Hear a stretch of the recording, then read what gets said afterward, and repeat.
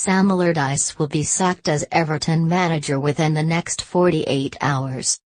And former Hull and Watford boss Marco Silva has emerged as the #1 pick to succeed him, despite complications relating to his departure from Vicarage Road.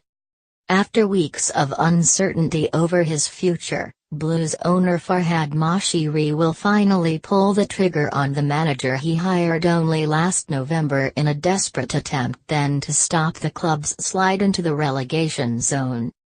We understand Allardyce will be summoned to a meeting within the next 2 days to be given the news his contract, that has a year to run, will be terminated.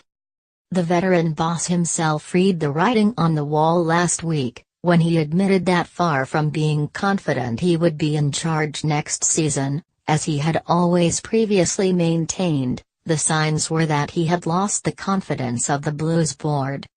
Speaking on Sky Sports on Monday night, Allardyce admitted, "Who knows what is going to happen next? The season is over. I'm going to have a meeting with Farhad and then I am going on my holidays. I have done what I can, the backroom staff have done all that they can and for me the players have done all they can." It was Moshiri who personally interviewed and appointed the former England manager on November 30th, with the Blues teetering in 13th place on the fringes of the drop zone. But despite an immediate new boss bounce with Everton winning their next 5 matches, Allardyce never remotely came close to winning over the Goodison faithful. Fans protested about his style of play and began increasingly to boo the manager at matches, culminating in a mass walkout at the end of the final Goodison game of the season, with less than 5,000 normally loyal supporters remaining to give the players their traditional send-off. That threat of supporter action, and ugly scenes at the London Stadium last weekend when Everton fans were seen fighting amongst themselves on the terraces with the manager said to be the catalyst, has persuaded Moshiri to act. It is understood he has already spoken to both Silva and Shakhtar Donetsk manager Paulo Fonseca, along with several other candidates, but has always regarded Silva as his #1 choice since first trying to land him back in November.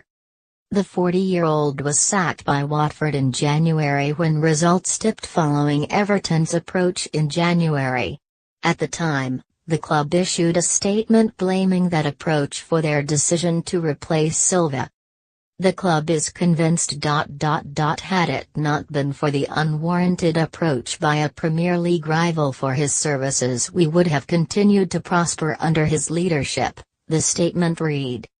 The catalyst for this decision is that unwarranted approach, something which the board believes has seen a significant deterioration in both focus and results to the point where the long-term future of Watford FC has been jeopardized. The problem for Everton now will be the claim that their initial approach was an illegal one, and if that is proved then they could be forced to pay significant compensation, and possibly even face disciplinary action. Silva had a break clause in his contract with Watford which would have allowed him to leave at low cost this summer, but Watford are likely to argue that is void because of Everton's approach.